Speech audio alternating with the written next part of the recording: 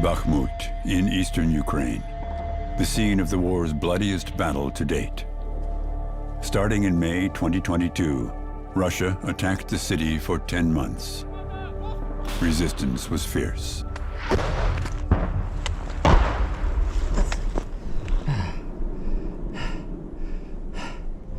Reporter Ibrahim Nabar tells the story of this battle through the fate of 3 Ukrainian soldiers. Vadim Adamov, Yuri Samanyuk, and Mikhailo Alexeyenko. Only one of them will survive the second year of the war.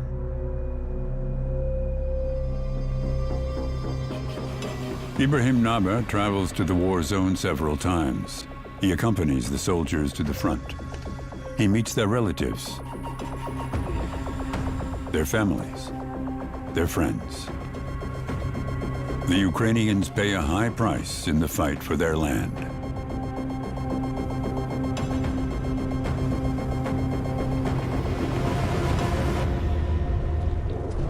February 2023. Most of Bakhmut's 70,000 inhabitants have fled. Only a few thousand still live in and around the ruins of this bombed-out city. Their weekly market is under fire. All the stores here have closed. Nobody's here anymore. What is the situation here?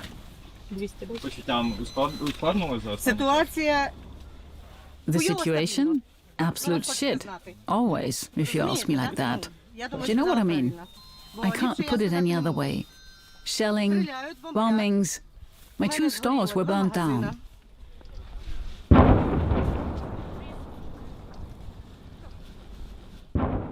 Don't you want to leave the city? Only when a Russian tank appears in front of me. I stand on the side of Ukraine. As long as the Ukrainian army is here, I will be here too. Those still holding out in Bakhmut seek shelter in basements from the Russian bombs and shells. Most people at home no longer have access to electricity and water. For weeks, normal life in the town has ended.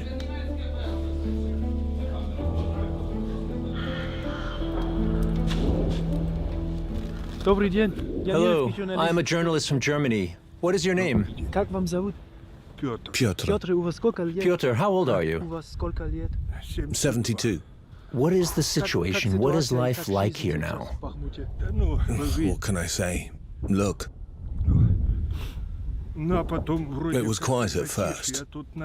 Then suddenly something hit me again. Parts of a bomb only hit my lip. I was lucky. Why don't you leave? Well, I don't want to leave my son. Bakhmut is the war's main front at the beginning of 2023. For weeks, the Ukrainians defend their city against assaults. Russian troops capture the first districts on the outskirts of the city. The Ukrainian army still holds the center under its control. That was part of the Russian winter offensive. They attempted to take Slavyansk and Kramatorsk directly from the east.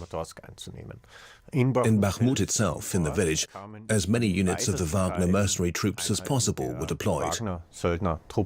Most of them were prisoners. In the view of the Russian army, they were worth nothing and could be used up. Bakhmut became a symbol of this war through international media coverage. Bakhmut was on everyone's lips and became synonymous with this trench warfare and the enormous number of casualties. The battle for the city is of great political importance to Ukrainian President Zelensky. At the end of 2022, he takes a trip to the US where he campaigns for further military support. Ukraine didn't fall. Ukraine is alive and kicking. He brought a flag with the signatures of soldiers deployed to Bakhmut. Zelensky had also visited Bakhmut shortly beforehand. The media coverage had been enormous, so the flag was a powerful political symbol. Ibra, come back. Go back, Ibra. Занято вже, закинемо в інший. Reporter Ibrahim Nabar is in the war zone. Soldiers from the Ukrainian 93rd Brigade are with him. They are responsible for ground and aerial reconnaissance in Bakhmut. Drone pilot Vadim Adamov is 18 years old.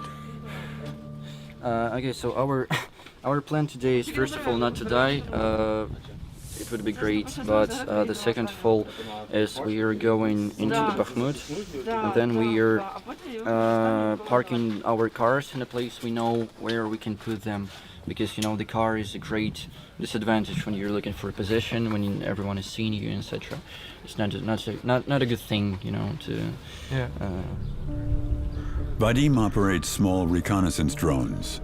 His task is to detect Russian positions. It's up to him whether he accompanies the team to the front. He decides to go, but he does so at his own risk. How close will this be to Russians, like approximately?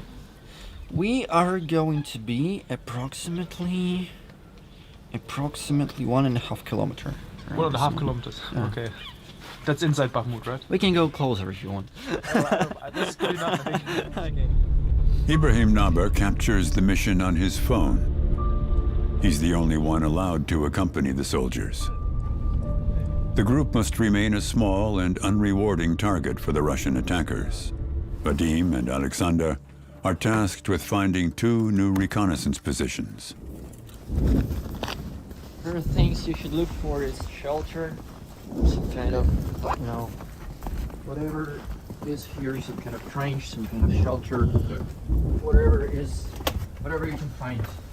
Anything is better than being on the level of the ground. If only we could get there. I don't understand why there's no ladder leading down to the basement. Would be cool.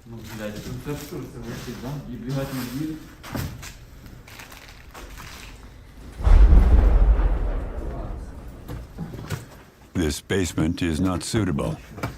The soldiers decide to continue their search outside.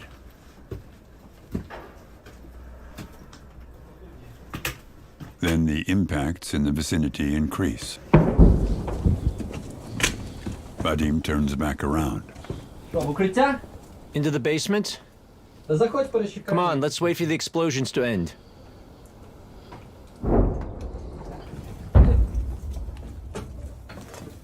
It wasn't far, but it wasn't even close, considering that we are still alive. I suggest we stay here for a moment and listen to how the shelling develops. Honestly, shit. We're a highly visible target right now. Okay, here we go.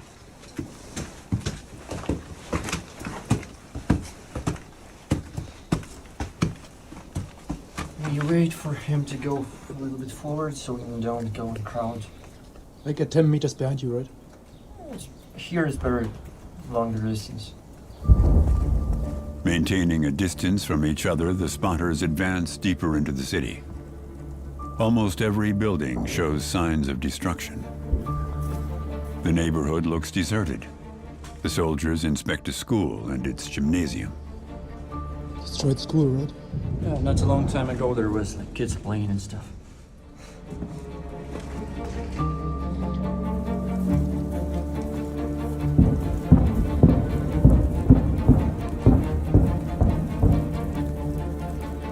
Is outgoing?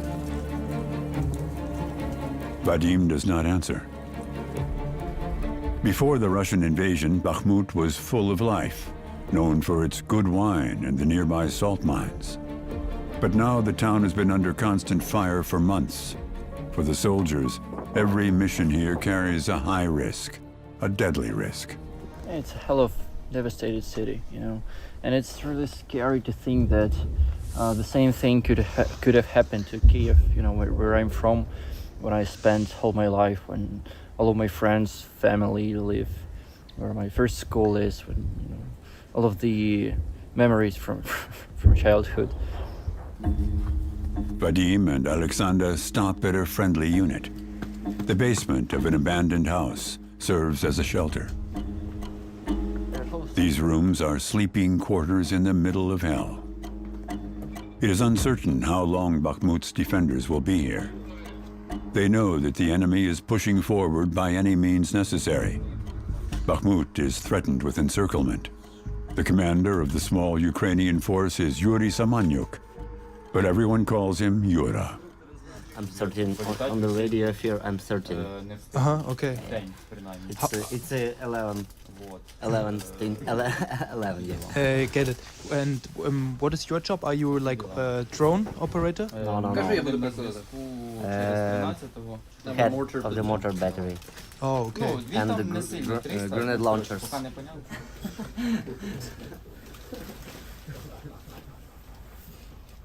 Yeah. Are they pushing really hard here? Yeah. Every night and every day. Soldier in the bed.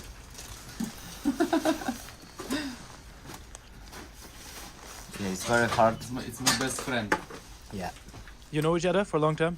Yeah. It's my like a brother. We are from one village. Where do you come from? I'm from Ivano-Frankivsk region. I'm born there.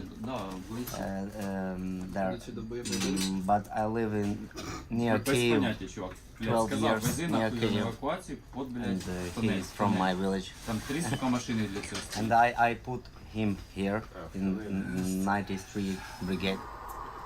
The soldiers have settled into their temporary accommodation. It's our loft style basement. 2-star? Yeah, maybe 3. We have internet, we have electricity, and we have food. That's all we need. Militarily, they need far more, as the conversation shows. The situation in the middle of Bakhmut is tense. The attackers are advancing meter by meter, bloody battle by bloody battle. What is your age? I didn't ask this. 36. 36, yeah. 36, yeah. Family? Yeah. 2 kids. Now live in Slovakia. Oh, very good. Yeah. With the wife, yeah? Yeah, with my ex-wife. Now I have a second wife, second marriage. In this war, I married the second time. Yuri Samanyuk's new wife is Halina. The bride wears white. The groom is in camouflage. It is a wartime wedding. Саманюком Юрієм Юрійовичем та Данченко Галиною Петрівною зареєстровано.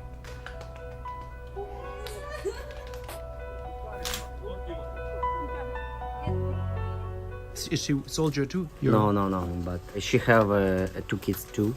Then I have 4 kids now. Yeah. What are you fighting for? It's a big question, but I don't want that they come to my home. I need to stop it here.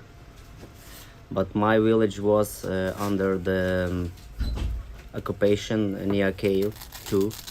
My village is a little bit broken. Vadim uses a break to call his mother. She has fled to Germany. Hello? The soldiers have access to the internet thanks to portable Starlink receivers, even on the front line. They communicate via encrypted services. Mom, how are you? Everything good with you? Ziegen. Ziegen? Aha, a village near Ziegen. It's time to leave. Vadim and Alexander set off again. They're in search of a safe position for the reconnaissance drone flights.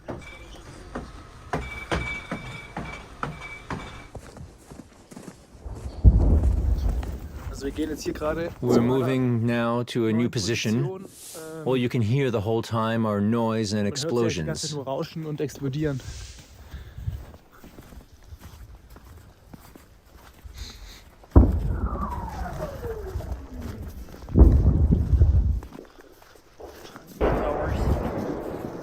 It's getting it's getting a little intense now, right?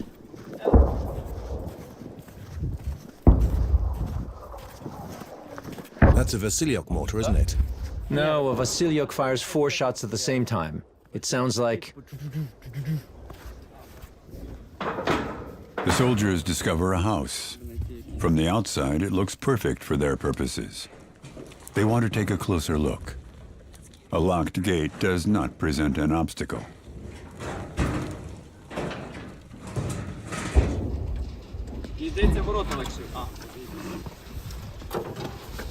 Welcome home. The house is abandoned and badly damaged. The residents seem to have fled a long time ago. Their belongings are scattered all around. They must have escaped in a great hurry.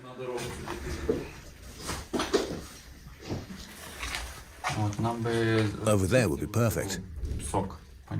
From where? Oh yeah, from the apartment there. While Alexander inspects the basement, Vadim takes in the almost surreal situation in the living room. It's always weird, you know, to be in places like this, because it feels like there was some kind of life, you know, like this guy, he was really into wrestling, he was really into physics, whatever. He was like feeding his fishes, etc. And then everything in this house just stopped.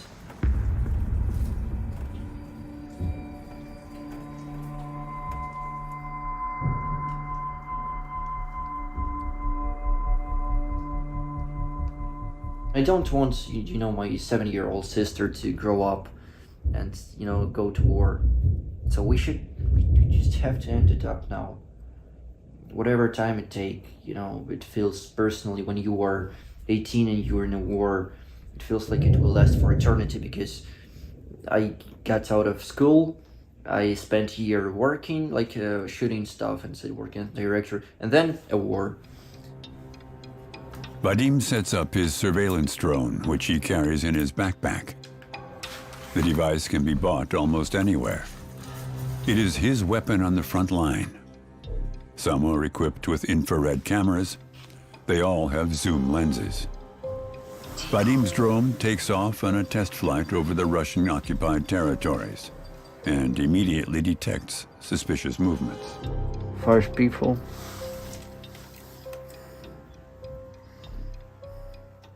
Yeah, it's Russians. The enemy soldiers have no idea how close they are to death. It's a test flight, and we don't have a connection with an artillery. We can't tell them right now.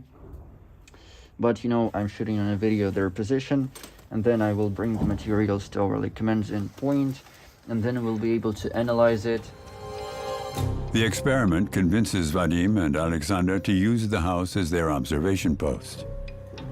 They continue their mission in Bakhmut to find yet another position. Despite the shelling, there still seem to be civilians nearby.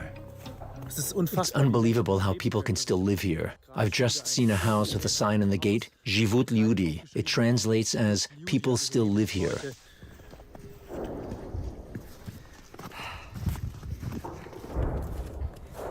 So fucking tired of this walking. It's incredible.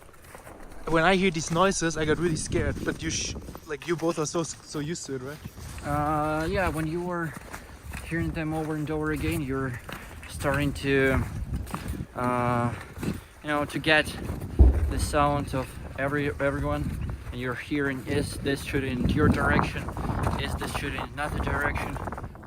The gunfire and impacts nearby don't seem to impress the soldiers.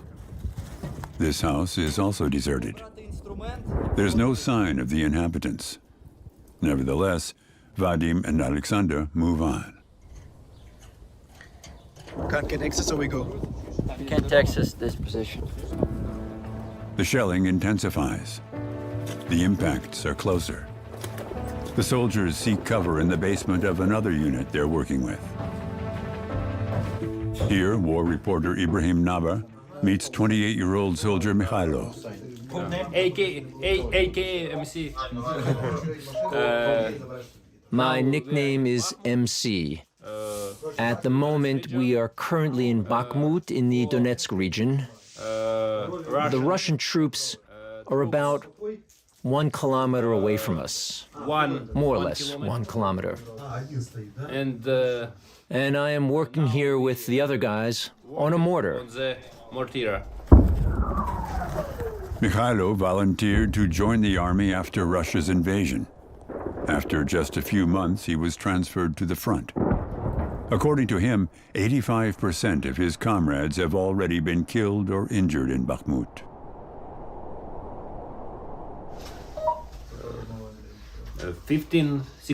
There are only 15 or 16 of our guys who are still here.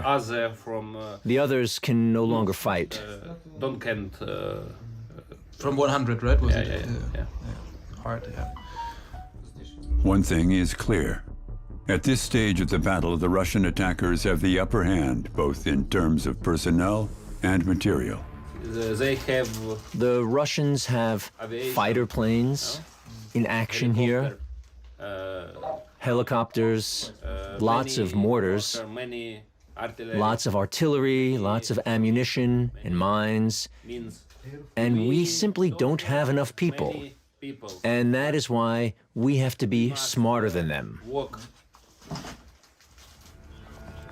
The young soldier grew up in eastern Ukraine.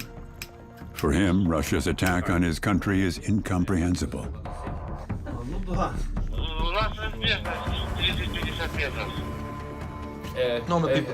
My comrade here, he is from Donetsk, and I am from Slovyansk. We have spoken Russian all our lives. We spoke it before the war, and we still speak it today. It's everyone's free decision here to speak what you want. Now, we don't want to let the weapons speak. But the fact is, we have to. Because if we don't do it now, if we don't fight, we will all die. Speak weapon language, we all died. We don't want to negotiate with Russia. We don't want to accept their rules. You know, we just want every single of our territories back because it's ours. The will and morale of the defenders seem unbroken, but everyone is reporting heavy losses. They have too few fighters, too few weapons, too little ammunition. When the soldiers stop by Yuri's basement again on the way back, the young commander talks openly about another problem. Russia is advancing through the city, block by block. Actually, there is like a street fight going on, right? Yeah, it's real street fights. On the outskirts. Yes, and it's very hard. And the Russians also have like snipers here too, right? Yes, and they works mostly at the night. They have thermal visual scopes, and it's very big problem. Second problem after artillery. We have many losses from snipers. At nightfall, the team leaves the embattled town. Yuri and Mikhailo stay in their positions in Bakhmut. Vadim wants to return to the combat zone the next morning. For reporter Naber, the journey continues through the night on board the Avstrika, a former school bus converted into a mobile military hospital. Ukrainian soldiers from the front-line region near Bakhmut are treated here on their way to the next hospital. A young team of doctors looks after the wounded. Many have been seriously injured in the fighting. We have now on board 12 soldiers, and for the regular reanimator build, it will be 1 or 2 person maximum. Current situation on the front line is turbulent, so in some regions, in some areas, it is very aggressive, very severe losses of our soldiers. We understand that these guys, they all are heroes who who came to war to defend us all, and me, including me.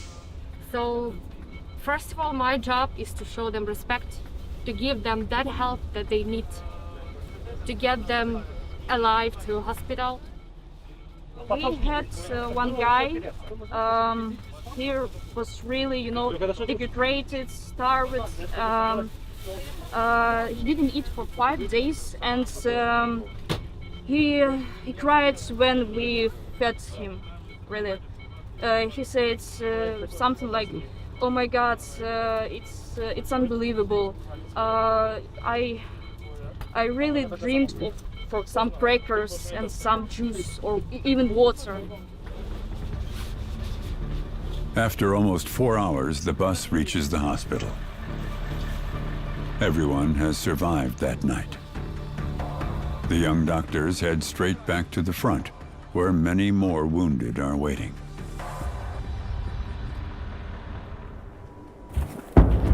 Spring 2023. The fierce battle for Bakhmut continues. Ukrainian troops are desperately fighting against the Russian encirclement. By mid-April 2023, more than half of the city is already in Russian hands. Ukrainian President Zelensky still refuses to withdraw his troops. The dispute within the Ukrainian leadership was whether to hold on to the city or to give it up. For political reasons, Zelensky and his advisor Yermak decided to hold on to the city, even in the late stages of the battle. From a military point of view, there are few reasons for Ukraine to sacrifice so many soldiers in Bakhmut. According to military analysts, the strategic importance of the city is low.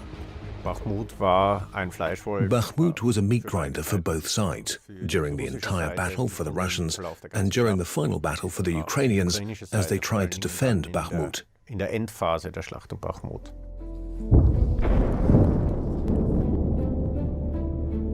Vadim and Yuri continued to fight directly in Bakhmut in the spring. Meanwhile, Mikhailo's unit is being moved to Slovyansk, about 40 kilometers from Bakhmut. Mikhailo captures this footage on his phone. On March 27, 2023, he and his comrades go to the front near Liman and come under fire. In a message, he writes, "Very cold, but alive." On April 1st, Russian troops discover the position of Mikhailo's unit. The enemy immediately opens fire.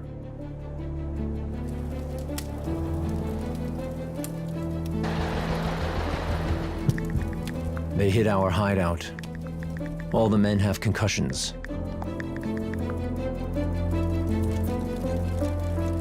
April 6th, there is further shelling. Mikhailo writes, "We're suffering great losses. I don't even want to write about the terrible things that are happening here and in Bakhmut." In mid-April, the young soldier is deployed to the front near the small town of Kreminna. Mikhailo continues to document his life in the trenches. Again, his position is shelled. He films the soldiers sharing a tin of peaches. It is to be his last recording. Less than an hour later, shortly after 5:30 in the evening, a shell hits his position. Mikhailo dies. It is April 15th, 2023. Truskavets in the west of Ukraine. Mikhailo's parents live here now. They had to leave their eastern Ukrainian hometown of Slovyansk in the early months of the war. Father Oleg works as a teacher. Mother Nelly is a social worker. They talk about the moment they learned of their only son's death. It was Sunday, April the 16th. Easter. Yes, exactly, Easter. In the morning, everything was fine. The sun was shining. Then I received a call at around 3 p.m. It was the paramedic of his brigade. She told us, "Your son Mikhailo has died."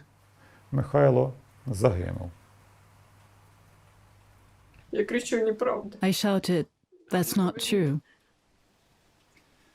And the paramedic said, he died a hero.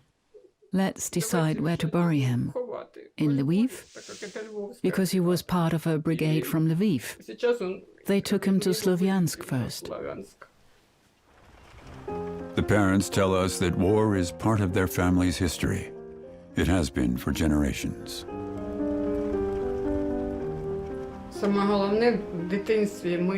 When he was a child, we didn't buy him any toy weapons because we were teachers. And my father always said that the war would end with his generation.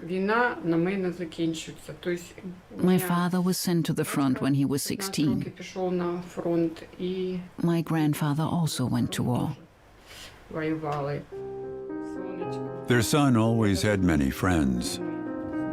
Mikhailo graduated from school with a gold medal for outstanding performance. He went on to study political science. During the summer vacations, he volunteered at a foundation for the reconstruction of Ukraine. According to Nelly and Oleg Aleksenko, Mikhailo enlisted in the military shortly after the Russian attack in 2022.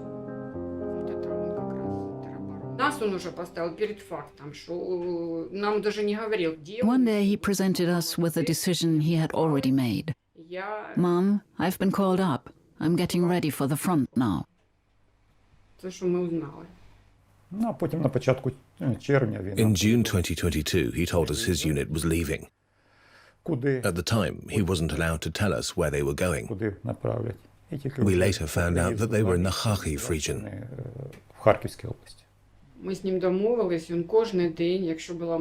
We had an agreement. If possible, he would write to us every day. The most important words he wrote to us were, all good, or all okay. He often sent pictures of their food.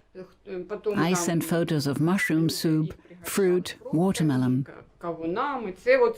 These pictures were important to him, because I was always very worried about him. Otherwise, he sent us almost nothing. When did you see Mikhailo the last time? On February 24th, 2022. He was already stuck in the barracks when we came here to Western Ukraine. He told us, I can't come to you. Nobody will let me out of here. So you are the one who saw him for the last time, not us. When he was buried, he was in the coffin. I never saw my son again. Ibrahim Naber shows Mikhailo's parents the footage he took of their son in BhakMut. They're seeing these videos for the first time.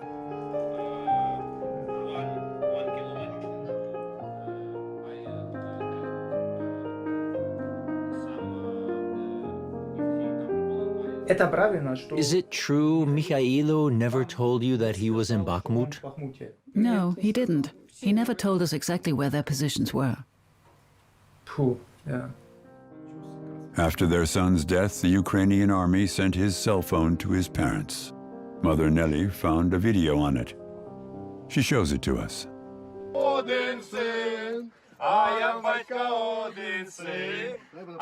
Mikhailo and his comrades sing, I am father's only son. Let me go out and celebrate.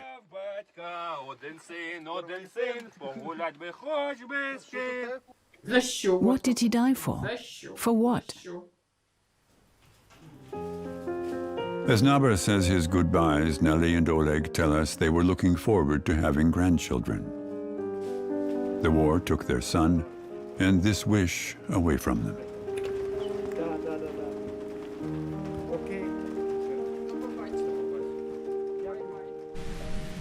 The fate of Mikhailo Aleksenko's parents is shared by thousands of Ukrainian families.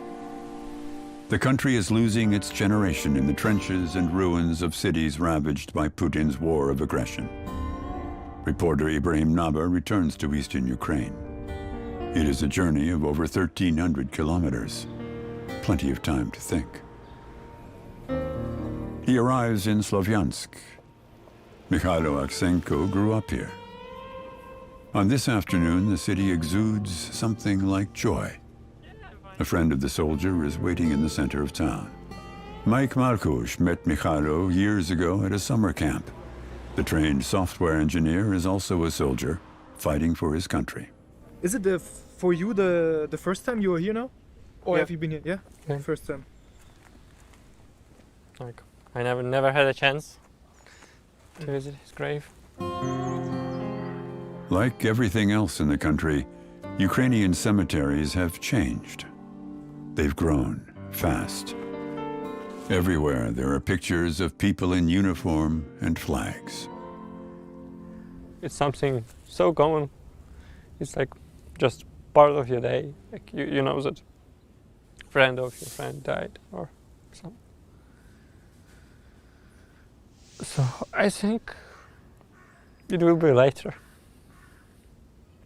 We will. I said.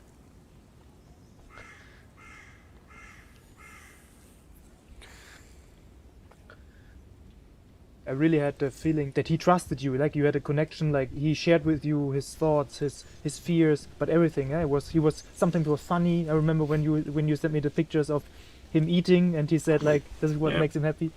So I think we had like you said, it was really especially these last few months. So we keep in touch. I tried to help in some way. Putin's invasion of Ukraine leaves cities destroyed and souls wounded. Do you sometimes like think about, is this like the price we have to pay? Is it worth? Is there any answer to that? Like we have to pay, we have no choice if we want to survive and if we want to have some future. But we are really like dependent on, and it's our fault. We are totally dependent on supply from other countries, so we don't have enough anything. And armor, vehicle, drones, fighters, which we don't have, we compensate with people.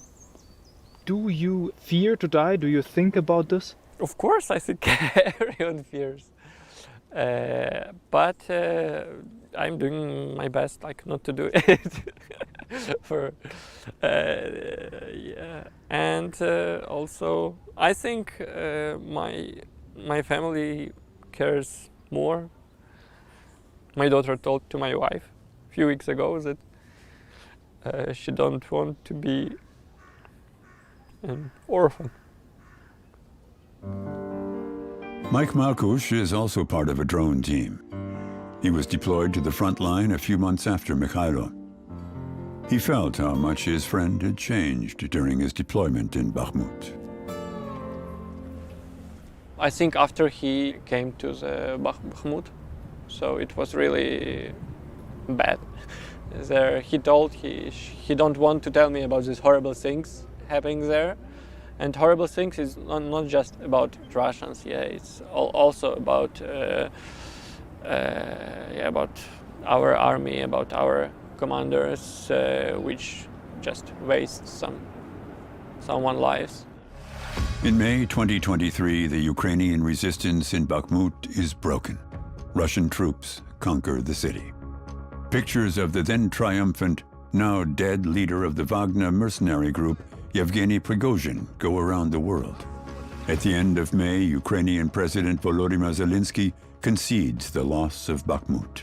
The city has become a symbol, above all for the slaughter of thousands of people on both sides. The estimated loss on the Russian side is between 50,000 to 60,000 men. Only in BhakMut. In BhakMut alone. The loss for the Ukrainians was probably also very high. But the figures vary widely. The main problem for the Ukrainians was that many experienced officers and commanders fell in BhakMut. These people would have been needed later in the counteroffensive. The second problem with BhakMut was that most of these losses occurred in a late phase. It gave the Ukrainian population and parts of the army the impression that soldiers were just being used as cannon fodder. For a long time, BhakMut stood for the strength of the Ukrainian resistance. Now it also stands for a missed retreat. In hindsight, Ukraine should have left Bakhmut at the end of February. This is from a purely military point of view, not a political one. Vadim Adamov and Yuri Samanyuk survive Bakhmut. They leave the city a few weeks before its fall. At the end of May, Yuri writes in a message that he is now at a training ground in central Ukraine. Vadim is stationed in Dnipro, to the south. In June, the two meet again on the front in the southeast. The long-awaited Ukrainian summer offensive is about to start. One of the objectives, the breakthrough to the Sea of Azov. Modern weapons are supposed to bring about the victory. Expectations are high around the world. They're too high. After only a few kilometers, the counteroffensive gets stuck in Russian minefields. On the evening of June 25th, Vadim sends a message from this front region in the southeast.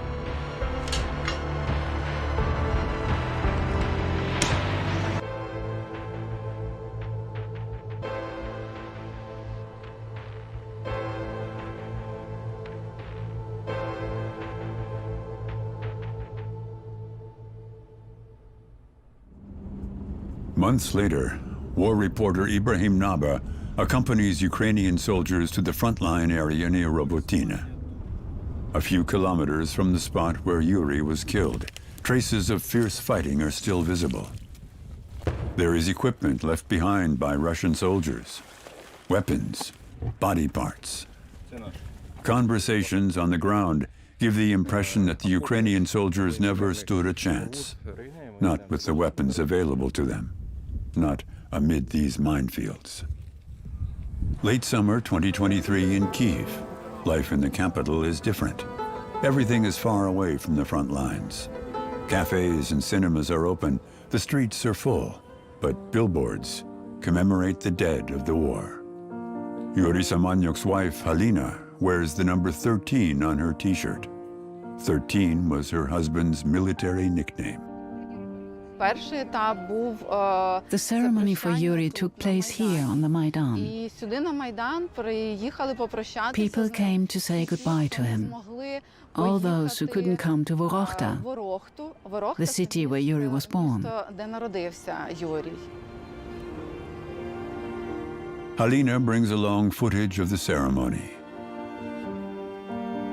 In Ukraine, it is customary to pay respects to the fallen soldiers this way before the official funeral.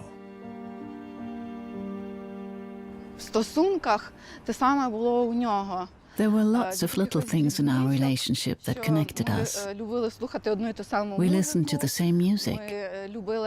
We liked the smell of incense sticks. We loved meditation and dancing. We got to know each other through dancing. Was he a good dancer?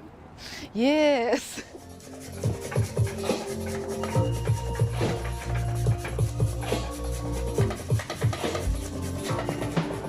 She and Yuri were together for almost 3 years.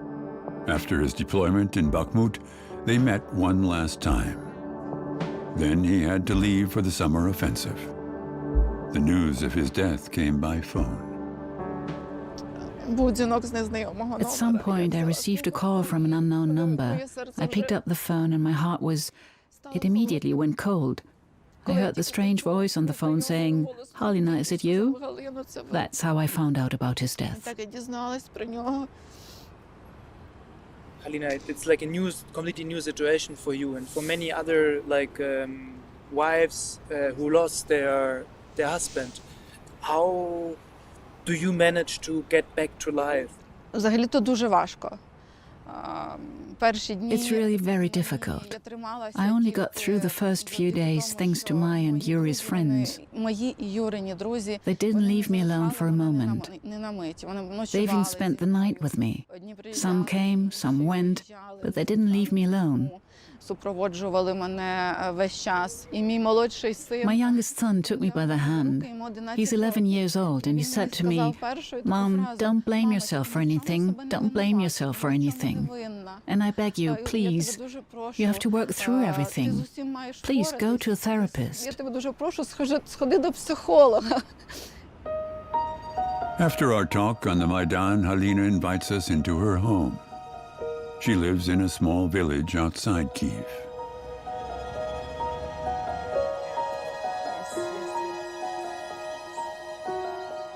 Halina wants to show us the parcel she received from the Ukrainian army. A box containing her dead husband's belongings.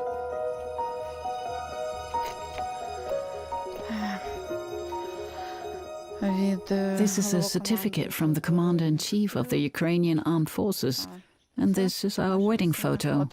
His hair were different. Yes. Halina, do you know exactly what happened when they got attacked? Was it a kamikaze drill? No, it was artillery fire and shrapnel. A piece of shrapnel got him. А потім, коли я вже отримала... When I received his protective vest, I saw that it had been damaged here on the side. I asked his mates in the military what had happened, and they said that Yuri had been hit on the side and neck. У нього було поранення з боку і шия.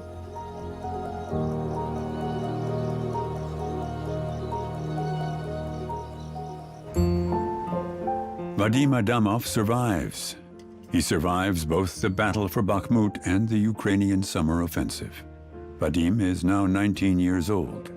After months at the front, the young soldier for the first time has a few days off. He's consumed by the loss of his two comrades. He shared a special friendship with Yuri in particular. Yuri was one of the brightest persons I ever met.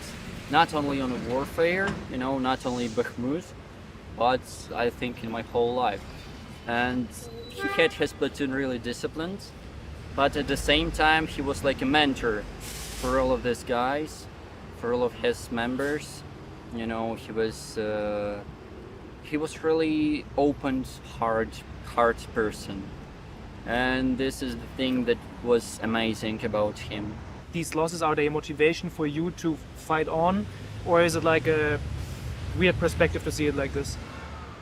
Every death of your friend, of your fellow soldier, it leaves a little scar in your soul, I guess. And first think about the scars that you feel this pain, and it's get you more motivated to do your job, to cover infantry, to do your job, to do my job as a air reconnaissance fire team, to prevent another death.